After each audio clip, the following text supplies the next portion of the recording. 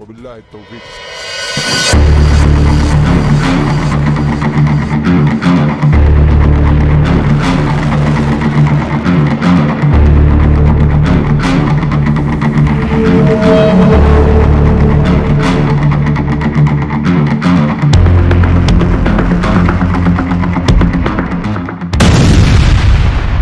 पिछले एक साल से समंदर में खौफ बरपाए हूती ने अपनी ताकत में बेतहाशा इजाफा किया है।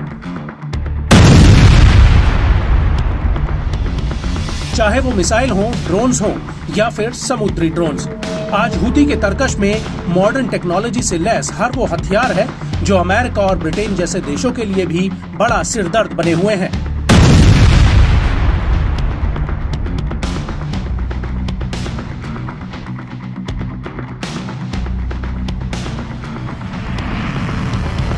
हूती अपनी लंबी दूरी की मिसाइलों और ड्रोन्स की बदौलत इजराइल के भीतर तेल अवीव तक मार करने में सक्षम है।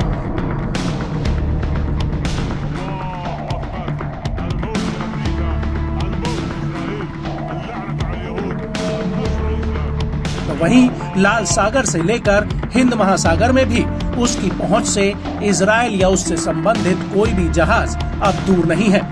और इसी ताकत के दम पर हूती ने लाल सागर में सैकड़ों जहाजों पर हमलों के साथ साथ 2 जहाजों को समंदर में डुबो दिया है।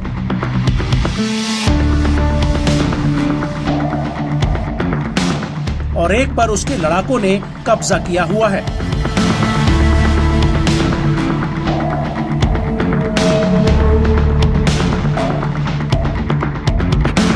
और इन्हीं हमलों की कड़ी में हूती ने अब एक और बड़ा हमला किया है।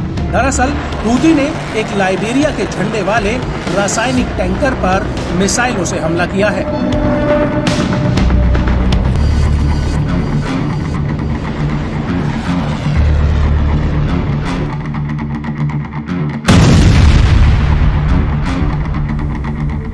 ये जहाज लाल सागर में पूर्वी अफ्रीका के तट से गुजर रहा था, जिस पर हूती के लड़ाकों ने एक मिसाइल से हमला किया, जिससे जहाज क्षतिग्रस्त हो गया है। बाद में कम से कम 2 और मिसाइल जो हूती नियंत्रित होदेदा बंदरगाह से दागी गई थी, जहाज के आसपास पानी में गिरी। ब्रिटिश समुद्री एजेंसी ने कहा कि यमन के हूती विद्रोहियों के द्वारा महीनों से चले आ रहे हमलों के क्रम में लाल सागर में एक जहाज पर एक अज्ञात मिसाइल आ टकराई। यमन के हूती विद्रोहियों द्वारा जहाज को निशाना बनाकर कई संदिग्ध हमले किए गए। ब्रिटिश नौसेना द्वारा संचालित United kingdom maritime trade operations यानी UKMTO ने कहा कि जहाज के मालिक ने अज्ञात प्रक्षेप की चपेट में आने की रिपोर्ट दी है और जहाज को नुकसान हुआ है। कोई आग लगने या हताहत होने की सूचना अभी तक नहीं है।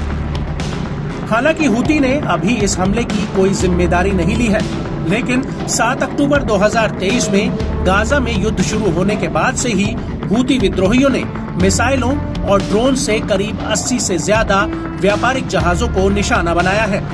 इन हमलों में एक जहाज को जब्त कर लिया गया है और 2 को डुबो दिया गया है, जिसमें 4 नाविकों की मौत भी हो गई है। हूती का कहना है कि जब तक गाजा में हमास के खिलाफ इजराइल के हमले बंद नहीं हो जाते, तब तक इजराइल अमेरिका और ब्रिटेन से जुड़े जहाजों को निशाना बनाते रहेंगे। हालांकि हूती ने ऐसे कई जहाजों पर भी हमले किए हैं जिनका इजराइल, अमेरिका या ब्रिटेन से बहुत कम या कोई संबंध ही नहीं था।